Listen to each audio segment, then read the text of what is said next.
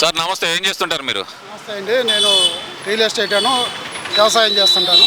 Okay, వ్యవసాయం అంటున్నారు కదా, ఏంటి మరి చంద్రబాబు వస్తే వ్యవసాయం అంతా దండగా, చంద్రబాబు వస్తే కనుక వ్యవసాయం అంతా నాశనం అయిపోతుంది అనేది ఒక వార్త అయితే కనుక జనాల్లో చక్కెరలో కొట్టిస్తున్నారు కదా, మరి అది వాస్తవమేనా? ఏమండి అంటే అన్నామంటారు కానీ వైసీపీ పార్టీ అంటే వై సిగ్గు వై పరువు, సిగ్గు పరువు పాయే.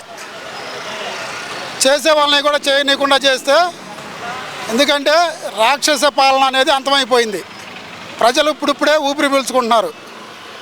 వైసీపీ టైంలో గడిచిన 5 సంవత్సరాల్లో వ్యవసాయానికి ఎన్ని కష్ట నష్టాలు ఎదురైనాయో, పండిన పంటకి గిట్టుబాటు ధర లేక, ఉత్పత్తులు అమ్ముకునే ఇది లేక, వరి అమ్మినా కానీ ఆ డబ్బులు ఎప్పుడుకో మొన్న చంద్రబాబు గారు వచ్చి ఇచ్చారు. అట్లాగే పత్తి, మిర్చి, ఉద్యానవన పంటలు కానీ, గతంలో ఉన్న సబ్సిడీలు కానీ అన్నీ కూడా తీసేసి, నేను పథకాలు ఇస్తున్నాను, నేను డబ్బులు ఇస్తున్నాను, అప్పులు చేసి జల్సాలు చేసి జులాయిగా తిరిగే వాళ్ళకి ఒక రకం చెప్పాలంటే, తాగుబోతులకి డబ్బులు వేసి మళ్ళీ ఆ డబ్బుని తిరిగి రాబట్టుకోవడానికి ఈయన మందు అమ్ముకొని ఆరోగ్యశ్రీ పేరుతో హాస్పిటల్లో కూడా మెడిసిన్ అయ్యింది. మళ్ళీ అంతా ఇంతే, 2000 ఇచ్చి 10,000 దండుకునే స్కీము.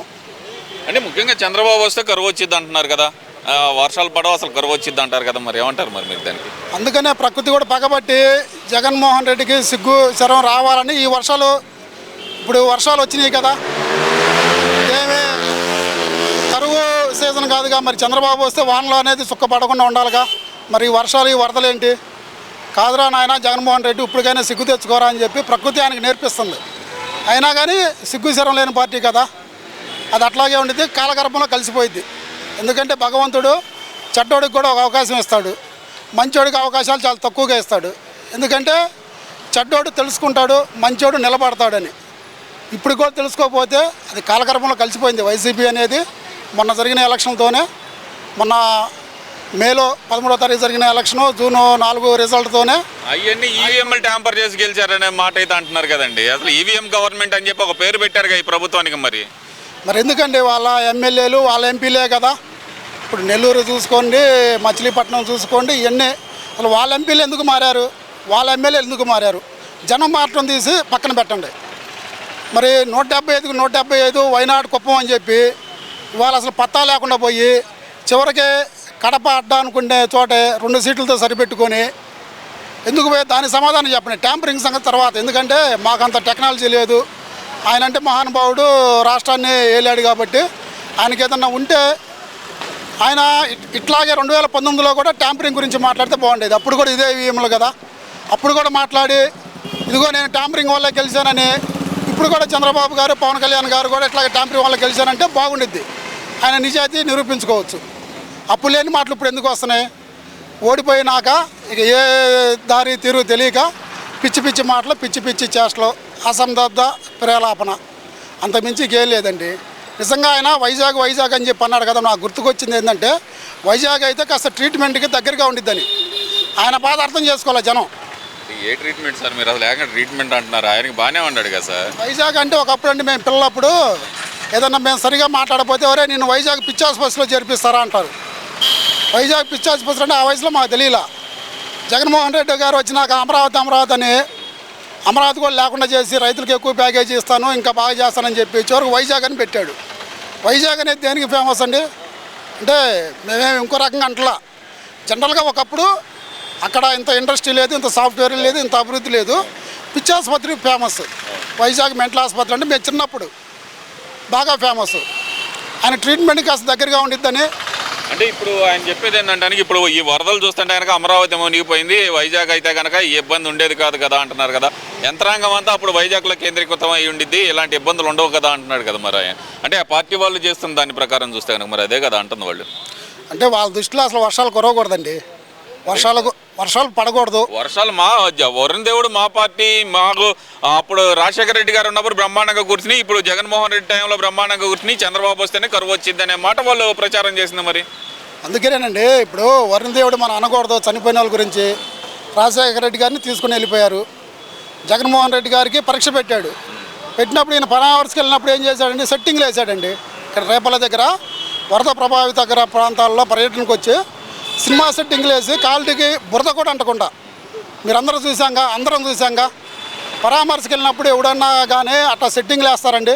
రైతులనే వాళ్ళని దగ్గరికి రానియకుండా హెలికాప్టర్లో గిరా తిరుగుతా పదవిని ఎంజాయ్ చేశాడు తప్పితే, ఇప్పుడు ప్రకృతి అండి ఇది. వర్షాలు పడటం, కరువు కాటకాలు రావటం సహజం. వచ్చినప్పుడు ఒక ప్రభుత్వం పరిపాలన చేసే వాళ్ళు ఎలా స్పందిస్తారనేది ముఖ్యం. ఇవాళ ఉన్నారు చంద్రబాబు గారు, ఆయన నడువులోతు నెలలో బాధ్యతలను పరామర్శించారుగా. ఈయనకి మళ్ళీ తాడేపల్లి ప్యాలెస్లో కూర్చొని పబ్జీ గేమ్లు ఆడుకోవట్లేదుగా, ఫోన్లో చూస్తా. అట్లాగే పవన్ కళ్యాణ్ గారు ఉన్నారు, ఇవాళ తన బర్త్డే సెలబ్రేషన్ కూడా రద్దు చేసుకున్నారు. అసలు వీకెండ్ డిప్యూటీ సీఎం అని చెప్పి ఒక పేరు పెట్టారు కదా ఏకంగా పవన్ కళ్యాణ్ గారికి. మరి వీకెండ్లో వచ్చే ఆయనకి వరదల్లో ఎక్కడ కనబట్టలేదు, ఆయన అసలు ఎక్కడ ఏమైపోయారు అనే మాట అడుగుతున్నారు కదా. మరి ఈ నోటి తుత్తర, ఈ అబండాల వల్లే ప్రజలు బుద్ధి చెప్పారండి. మొన్న ఎలక్షన్లో man of the match, man of the series అని చెప్పి అన్నారు కదా. పవన్ కళ్యాణ్ గారికి ఎందుకు ఇచ్చారు? వీళ్ళు ఇచ్చే ఈ దత్తపుత్రులు ఇవన్నీ కాదు, ప్రజలు దత్తత తీసుకున్నారు పవన్ కళ్యాణ్ గారిని. ప్రజలు దత్తత తీసుకొని ప్రజలు ఇవాళ ఆయనకి మా సమస్యలు వినడానికి మాకు ఆపద బాంధుడు అయ్యా నువ్వు, పరిపాలనా దక్షతుడు చంద్రబాబు గారు, అట్లాగే కార్యదీక్షాపరుడు, ప్రజల సమస్యలు కానీ ఏదైనా దగ్గరుండి చూసే మనిషి పవన్ కళ్యాణ్ గారు. వీళ్ళిద్దరు కాంబినేషన్లో చక్కగా ఎక్కడా లేని విధంగా అభివృద్ధి పదంలో దూసుకెళ్తున్నాం. అందులో సమస్య లేదు. ఇట్లాంటివి అంటారు ప్రకృతి విపత్తులు అంటారా, ఎవరూ ఆపలేం. అమెరికా మరి అంత అభివృద్ధి చెందింది, మరి అక్కడ టొరంటోలు కానీ అక్కడ బేబత్సాలు ఇయ్యాలా చూస్తున్నాంగా. మరి మొన్న దుబాయ్ అంటే అసలు ఎడారి, వర్షాలు పడవు. మరి అక్కడ ఎడతెరిపి లేని వర్షాలు కురిసి ఎయిర్పోర్టే మునిగిపోయింది. మరి మన చుట్టుపక్కల చూస్తున్నాం హైదరాబాద్ కానీ ముంబై కానీ ఇవన్నీ కానీ. అది ప్రకృతి విలయానికి కారణం ఏంటి? ఇలా పొల్యూషన్ కానీ మానవ అభివృద్ధికి పేరిట రకరకాలుగా ప్రకృతిని మనం వినాశనం చేస్తున్నాం. అది మానవులే. ఇప్పుడు ఒక మాట అండి, నాకు 40% ఓట్ షేర్ వచ్చిందన్నాడు కదా జగన్మోహన్ రెడ్డి గారు. ఆ 40% ఓట్ షేర్ వచ్చిన వాళ్ళన్నా పలకరించారు ఇవాళ. సరే, ఈ 60% తీసి పక్కన పెట్టండి. నీ జనానన్నా నువ్వు పలకరించావా? నీ జనాలకి ఎట్లా ఉంది? వర్షాల వల్ల పంటలు ఎండిపోయినాయా, లేదు ఇంకేదన్నా ప్రమాదాలు జరిగినాయా?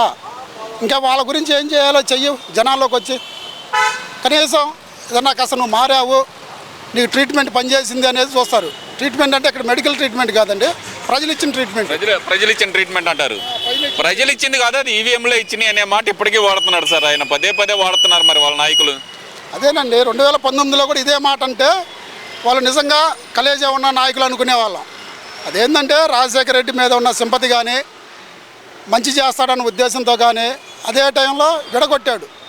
చంద్రబాబుని, మోడీ గారిని విడగొట్టాడు, చంద్రబాబుని, పవన్ కళ్యాణ్ గారిని విడగొట్టి సక్సెస్ అయ్యాడు. మళ్ళీ ఇప్పుడు ఏం జరిగింది? కలిసి ఒక్కటయ్యి ఈ సైకోని రాష్ట్రం నుంచి పారదోలేరు. మళ్ళీ తిరిగి అసలు వైసీపీ నాయకులు జనాల్లోకి వచ్చే పరిస్థితి ఉందా? ఇవాళకైనా కానీ వాళ్ళు వెళ్ళి వాళ్ళ నిజాయితీ వాళ్ళు నిరూపించుకోవడానికి కనీసం ఒక్క సేవా కార్యక్రమాన్ని చేశారా? ఈ వరద వల్ల నష్టపోయిన బాధితులను కానీ ఎవరినైనా సరే కనీసం ఒక కుటుంబానికి ఒక చారెడు బియ్యం ఇచ్చారా? ఉప్పు పప్పు కానీ వాళ్ళ పరిస్థితి ఏందని కానీ, ఏదైనా హాస్పిటల్ కార్యక్రమాలు కానీ, మెడికల్ క్యాంపులు పెడతాం కానీ రాష్ట్రంలో ఎక్కడైనా చూడండి, ఒక్క నాయకుడు ఎవరన్నా చేశారా? స్పందిస్తుంది ఎవరు? సీఎం చంద్రబాబు గారు, మా జన సైనికులు, సామాన్యంగా మీలాంటి సేవా తత్పరత ఉన్న మనుషులు. అంతేగాని ఒక అపోజిషన్ పార్టీకి మీరు చెప్పుకునే 40% ఓటు అంటే మీరు ఇవాళ ప్రతిపక్షంలో ఉన్న నేతే కదా, మరి మీరు స్పందించాల్సిన తీరిదా? మీరు ప్యాలెస్లో ఉండి టీవీల ముందు, మీడియాల ముందు ఇట్లా ఇవ్వచ్చా? రండి, జనాల్లోకి రండి, వచ్చి మీ చేతనంత సాయం చేయండి. ఏదన్నా తప్పులు ఉంటే తెలియజేయండి, తప్పులేదు, ఇదిగోయా ఈ విధంగా తప్పు జరుగుతుంది, ఒక ఎంఆర్ఓ గారినో కలెక్టర్ గారినో ఇట్లా పురమాయించండి అని సేవా తత్పరత భావం జనాల్లో నెలకొల్పండి, తప్పులేదు. ఏ కాడికి విధ్వంసాలు చేశారు, జనాలు చెప్పు తీసుకొని కొట్టారు, అయినా సిగ్గు రాకపోతే అట్లా అంటే మీకు సిగ్గు శరం లేదు మీ పార్టీకి. Okay sir, thank you.